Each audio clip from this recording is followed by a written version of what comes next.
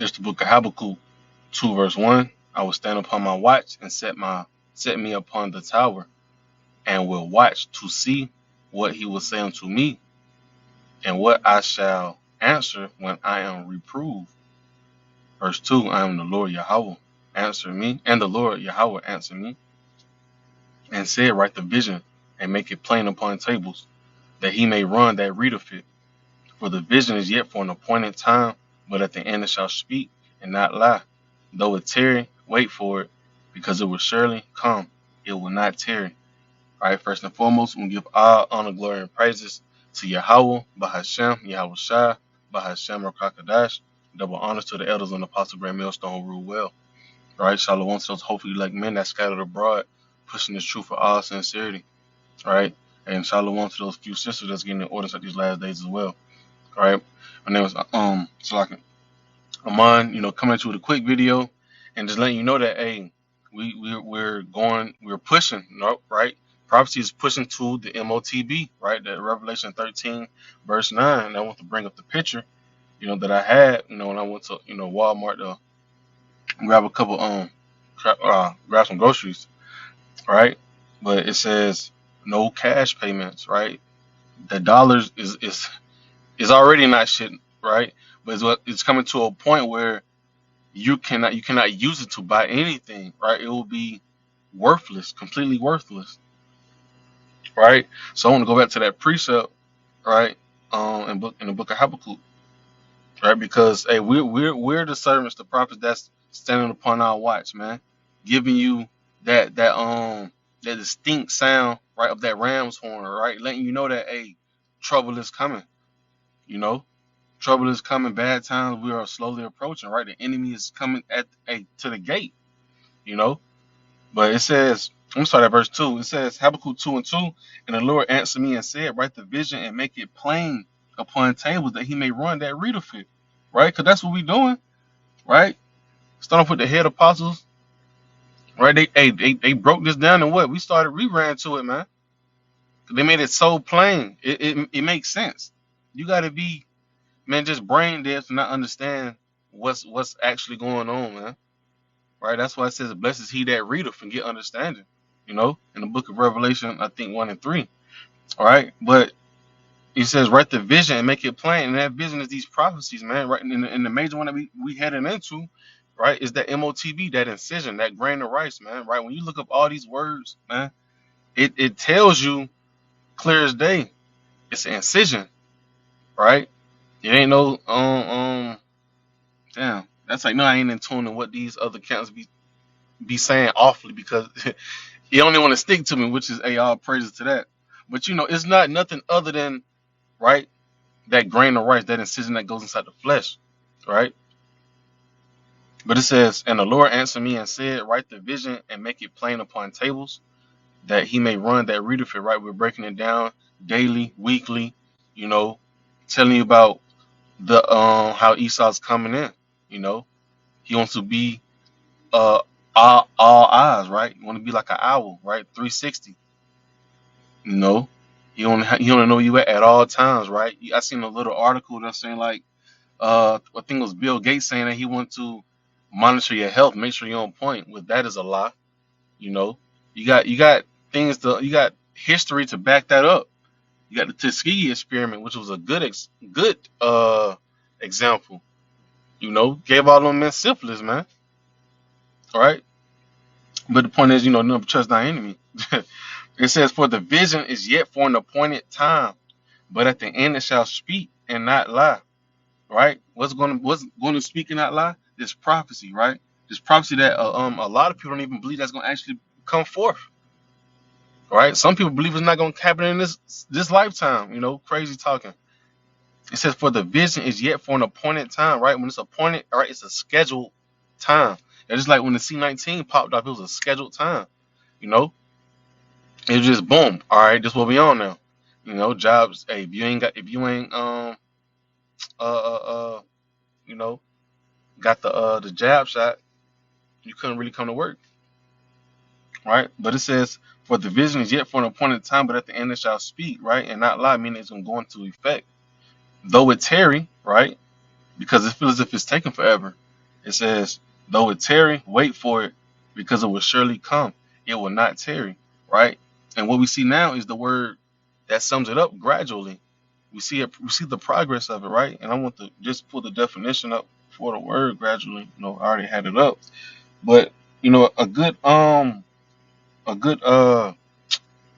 definite yeah, the word for slowly, I mean gradually is slowly, step by step, little by little, right? So it's a progress thing, man. It's not when we ready for it to happen, right? But when it's supposed to happen, right? It's a scheduled time, right? So therefore, hey, though it tarry, though as if it's feeling as if it's taking forever to play out, right? We gotta keep enduring until then, right? We gotta keep blowing that Rams horn until then, until they kick us off the streets, man. Right, kick us off the internet. Right. What I had after that? Second Corinthians. Slacking. Right, because we know these it's coming, you know, and we know that ultimately Esau, this is his plan. He got a plan, right, and the plan is to get rid of us, man. The plan is to make sure, right, because we already know 2/3 are already not gonna stand up for Yahweh Shem Yahushua, right? So he want these elect brothers, right? He want us to put our foot in our mouth, turn against Yahweh Shem Yahushua, which we ain't gonna do. Cause why? The scriptures say it even better, man. 2 Corinthians 2:11. Lest Satan should get an advantage of us, for we are not ignorant of his devices, man. Right? Not knowing. We know what's going on. Yahweh Shem, in the book of Amos 3:7, he said, hey, surely the Lord would do nothing, but he revealeth his secret unto the servants, the prophets, man. Right? We know Esau's game plan, right? So we're not ignorant of it, right? We see these things and we keep blowing that horn. We see these things and like I just said, we blow the horn and warn the people, man. And ultimately we know this right here is um a scheme, a plot, right, to get rid of who? The Israelites, the so-called Negroes, Latinos, and the Native American Indians, right? That's what the word devices goes into. It's a scheme, you know. Um, and what's his scheme saying? Talking about a bullshit lie, saying that we can help control your health, all these miracle things, and pretty much they want to be like Yahweh Shemel Shah. But all in all, it's gonna be to destroy you, because when you take this device, I mean, you take this that grain of rice, right? Um, in the book of Revelation 14, he tells you the consequences for taking that, man. Right? That's something that you cannot come back from. Once you take that, you have signed yourself over to get destroyed, right? If you don't die by that famine, right? Hey man, just know you got a nice sized missile, right? Them ICBM nuclear missiles with your name on it. All right, that's what's gonna happen if you take that brand of rice, that MOTB. All right, so Psalms 55. Kind of lost my train of thought for a second. Psalms 55:21 said the words of his mouth were smoother than butter, right? Telling you that is like when he came up to C19, you know, giving you these weak ass perks, right? Saying if you get the job, they'll give you what? I think it was like a 3-5 a weed. You know what I'm saying? Like pretty much trying to make Jake just fold, man. So I know we all know inside these times gonna be more severe. Like you won't be able to buy, sell, or trade to where he gonna try to pin you against the wall to where you fold in, right? But it says the words of his mouth were smoother than butter, but war was in his heart, right? His heart meaning his mind, right? Because Esau knows he's a serpent. So-called white man is a serpent. A serpent not gonna bite you straight on. He gonna figure out how to get around you and then bite you out the blue, you know? Bite you, what I'm saying, off guard. That's what I'm gonna say. Off guard. But hey, the men of the Lord, right? Lord, when we're part of that elect number, we know what's going on and we ready, right? We putting on armor plates day in and day out, man. We ready for this, you know? But it says the words of his mouth were smoother than butter, but war was in his heart. His words were softer than oil, yet were they drawn swords, right? So he trying to finesse you, right? Jake should already know what that word. You trying to finesse him. You know, you trying to say something real smooth, and then boom, got your ass. Like you said on ATL, woo, got your ass. Right? But that what Esau gonna be doing, man. Like he's coming down that great route, right? He gonna box us in. So like he gonna box you in to where this is what you're gonna do. You're gonna get down and lay down, right? That's gonna be the end all be all to it, right? But we're not ignorant Saint devices, right? We understand that Yahweh Shem Shai, and we believe in Yahweh Shem Shai gonna come in with that divine intervention and gonna always look out for us until the end, you know. But just to let you know that hey, this vision right here is coming, you know. Hey, we could possibly see it early as January, man. Lord willing, you know, and Lord willing, we can stay in the faith and endure to the end, right? But I'm gonna close out with one last scripture. Um, Ezekiel 33 and 33.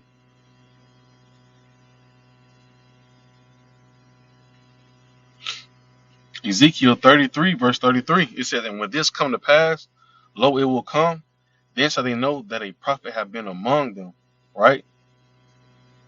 Then shall they know a prophet have been among them. And I'm tripping. I got to bring out the Revelation 13 and 16, Salakia, right?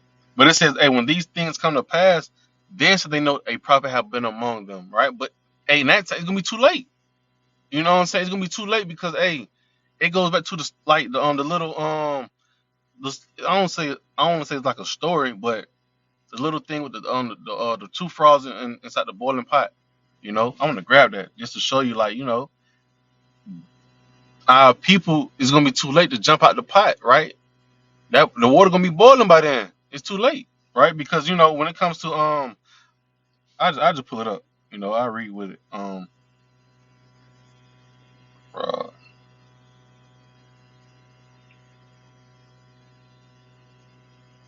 boiling pot. I think I'm saying it right. I ain't even spell it right. Right. So boom, this is what it is right here. Boiling frog. The boiling frog. So the boiling frog is an damn, I can't get the word straight. Apolog apologu describing a frog being slowly boiled alive. Right? The premise is that if the frog is put suddenly into a boiling water, it will jump out. But if the frog is put in tepid water, which is then brought to a boil slowly, it will not perceive the danger and will be cooked to death. Right? So that just like with Esau Edom, he's slowly cooking 2/3 of our people, man. Right? He's gradually, right, getting you comfortable, right? But we already know through the scripture, right? The hopefully like, man, this is not our rest. So what the hell we getting comfortable for, man? No, we shouldn't be getting comfortable, but he's know that if Esau was to apply a lot of pressure right then and there, you know, we wouldn't fall into such a what he wants to do. But he's gonna slowly, you know, slowly, and then boom, well, I'm gonna hit that grid, and you know, it's over with, right? Y'all should have been paying attention to them to y'all teachers, you know. But this is right here is what pretty much what it looks like. It's looking like. This is what 2/3 of our people gonna be looking like, man. You know, this prophecy is coming forth, right? But they don't see it. They sit inside that boiling pot, man. Oh, I got another precept in my mind before I go to the Revelation 13, Ecclesiastes. I think it's 9 and 12, if I'm mistaken. Right, this is Ecclesiastes 9 verse 12. For a man also knoweth not his time, as the fishes that are taken in an evil net, and as the birds that are caught in the snare.